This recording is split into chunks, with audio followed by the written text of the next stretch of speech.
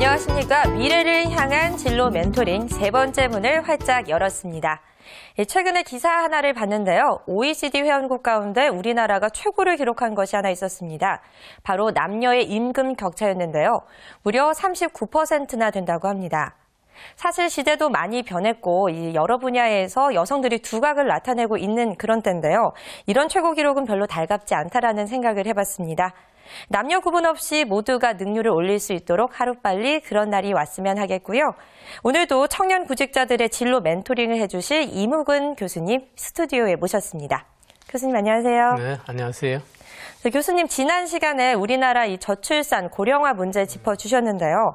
언젠가는 이런 문제들 때문에 노동 인력이 부족해질 텐데 여성들의 경제 활동을 좀 적극적으로 장려해야 되는 상황이 아닌가 이런 생각해봤습니다. 네, 그렇죠.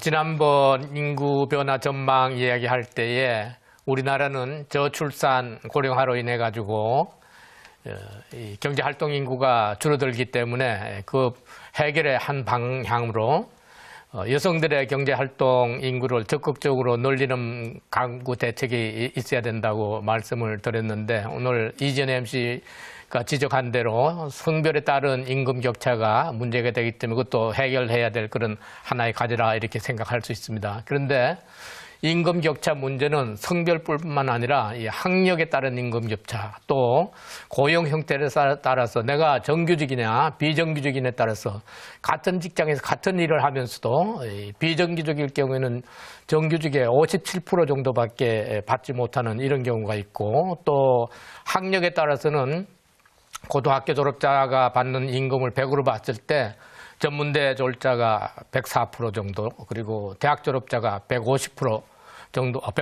정도 받는 그런 상황도 있고 해서 이 임금 격차 문제는 다각적으로 여러 면에서 앞으로 해결돼야 할 그런 과제다 이렇게 생각을 하고 있습니다.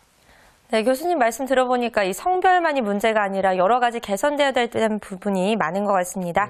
하지만 진로를 탐색을 해서요. 자신에게 잘 맞는 직업을 선택하는 게 먼저가 아닐까요? 오늘도 귀한 말씀 잘 부탁드리겠습니다. 네.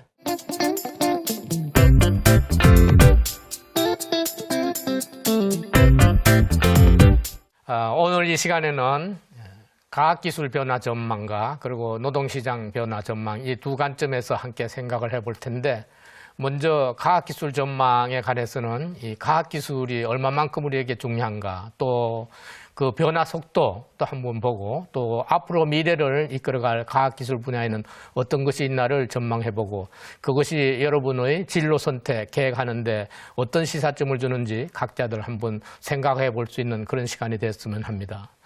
먼저 이 과학기술이 우리한테 미치는 영향 또는 기여도가 어느 정도냐 하는 것을 보면은 우리나라는 지난 50여 년 동안에 정말 경이적인 경제 발전을 했어요. 근데 그 경제 발전을 하는데 기여한 요소들이 뭐냐라고 얘기한다면 흔히 이야기하는 토지, 노동, 자본 이런 것들이었는데 그동안에 70년부터 2000년대까지 경제 발전에 기여한 그 요소들을 보니까 노동은 1970년대에 35.3%에서 23.2%로 2000년대에 와서 줄어들었고 그 다음에 자본은 1970년대에 47.1%에서 2000년대에 들어오니까 1.75%로 감소를 했어요. 그런데 이 소위 말하는 총생산 요소라는 그 속에는 이 노동과 자본으로 설명할 수 없는 다른 요소가 기여했는데 그것이 주로 이 지식과 기술 또는 기술 개발, 기술 혁신 또는 경영의 합리화 이런 것들인데 그건 결국은 사람의 머리에 의한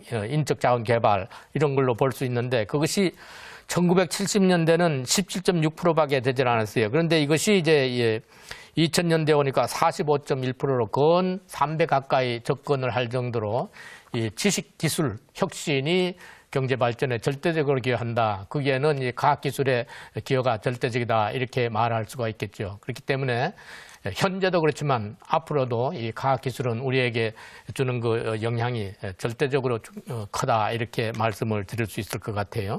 이 과학기술이 현재 얼마만큼 빠른 속도로 변화되고